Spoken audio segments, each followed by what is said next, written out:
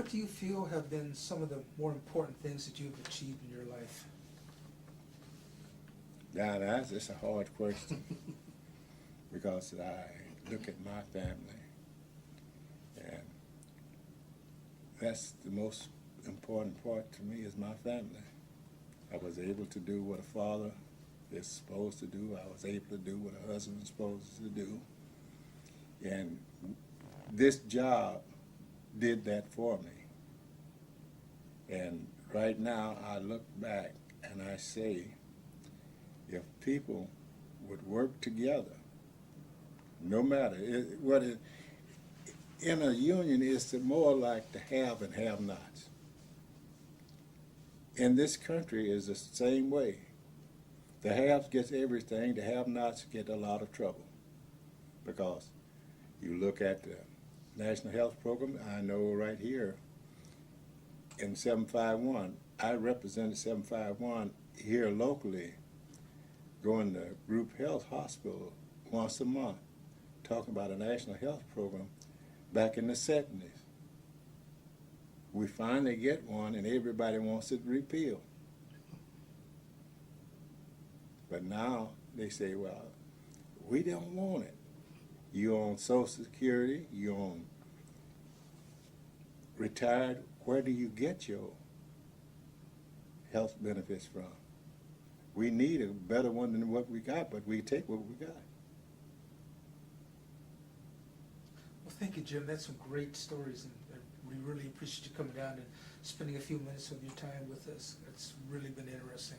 On behalf of District 751 and the Labor History Committee, we really appreciate everything you've done for us, and we appreciate this interview. We thank you so much, Jim.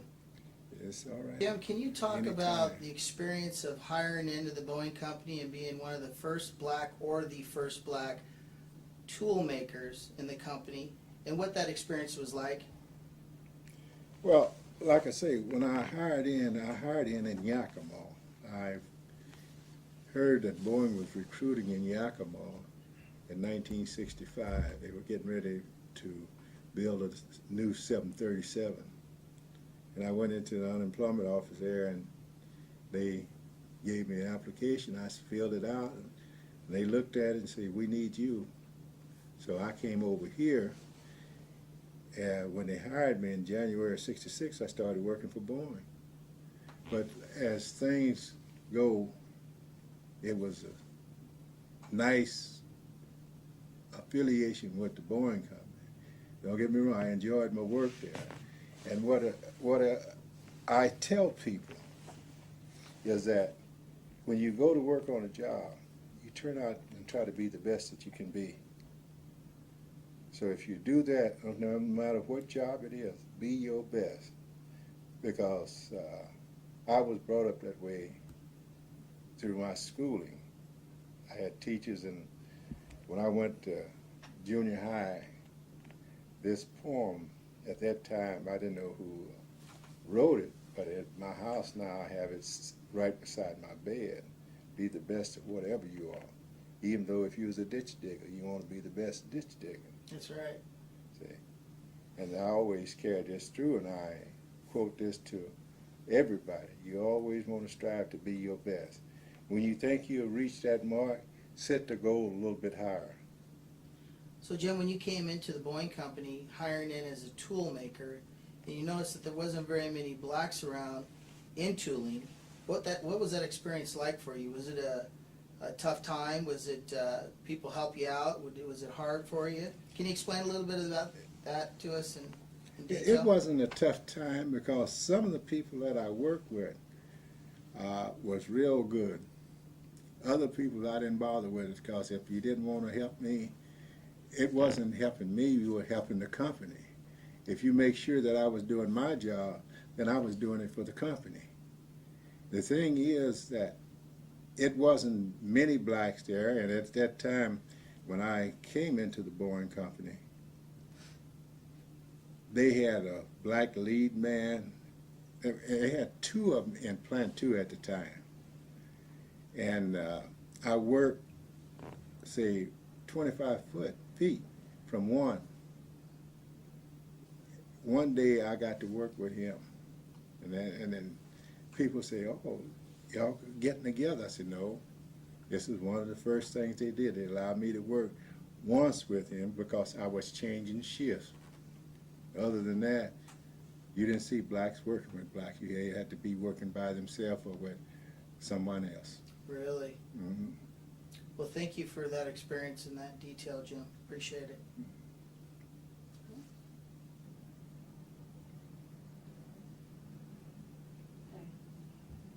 So Jim, Yes. when you hired in '66, how many African Americans were in the jig shop? That one I can't answer correctly because on first shift there were, I believe, was 3 in the first shift, and this was at Plant 2. Then Renton was open because they were building the 727, and then they had just started building up at Everett because they were talking about the 747 later on. But there wasn't too many because at Plant 2 on day shift they had about 3 that I saw. They had 1 or 2 on second shift that I can remember.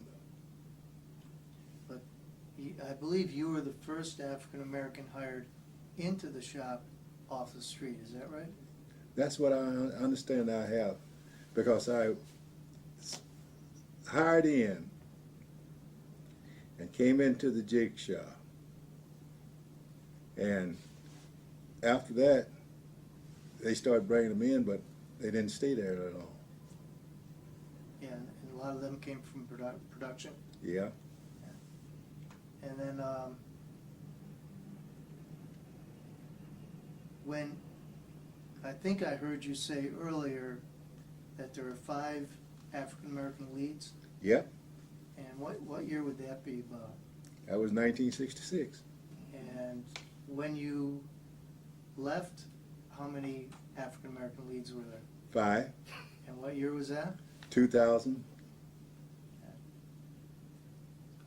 And I think I also heard you say there were no women in the shop when you started. When I started working at Boeing, they didn't allow women in the jig shop. And after you co-chaired the Human Rights Committee, there started to be African American supervisors and women supervisors. It was, I think, a little before then. I have to recollect, because what happened, I think the human rights law was passed, and then they had to open up the shop to let females in the jig shop. Mm-hmm. And it didn't have nothing to do with the Human Rights Committee, because Boeing Company knew if they didn't do it, they would be in trouble. Because you had a lot of good women that were working at Boeing that had the expertise that could be in the jig shop. Same way with more blacks came in the jig shop. When they didn't have supervisors, this is the same thing. It would no black supervisor, but you didn't also have no female supervisors in tooling because there weren't any. So the first 2 supervisors in the Boeing Company in tooling, I knew them personally because I worked with both of them. Do you remember their names? Yes. Y'all heard of Judge Charles Z. Smith? I haven't. No. Yeah, was the judge around here. It was one of his brother was there, Freddie Smith. Terry Massey was the other one. Freddie was made supervisor because he was at the Auburn plant at the time. They made him supervisor down there. And Terry Massey was working up here at Plant 2 in the aerospace when they made him supervisor. And we formed a little pact, if you want to know too, to make sure that all positions was taken care of, the Boeing Company and the union. Mm-hmm. Good. I stayed in the union, they said, and I could have been the 3rd supervisor, but I turned down because, like I tell people, I don't play partisan politics.